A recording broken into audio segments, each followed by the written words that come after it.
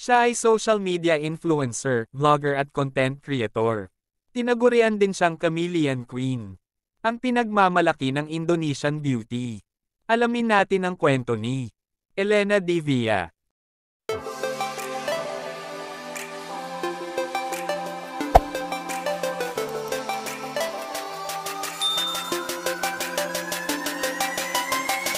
Siya si Elena Divia.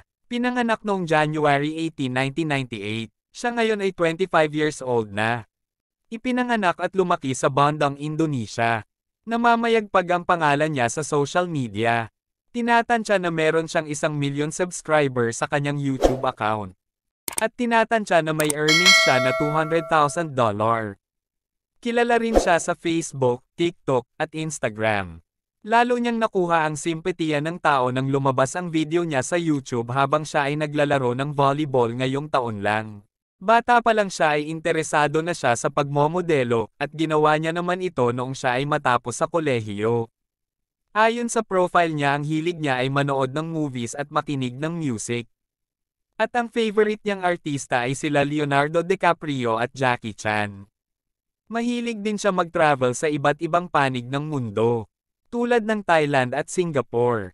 Tinagurian din siyang Chameleon Queen dahil sa pabago-bagong hitsura niya sa kanyang mga uploaded video. Kinukonsider din ni Elena na siya ay hallucinator, na ang ibig sabihin ay lubha siyang naaapektuhan sa mga pangitain at pananaw.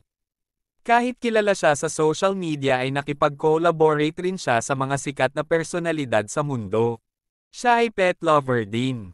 Very active din siya sa social media platform tulad ng Instagram, Facebook and Twitter. Naayon sa pagtatansya ay meron siyang 950,000 followers sa kanyang Instagram, na ang kanyang pinopost ay mga larawan niya, videos, photoshoots, at lip-sync music video. Ginawa na rin ng short video ng inyong lingkod ang tungkol kay Elena Divia. At sa loob ng 10 araw ay meron na siyang 2,800 views and counting.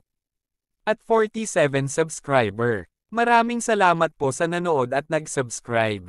Ginawan ko siya ng video para makilala siya ng husto ng ating manunood.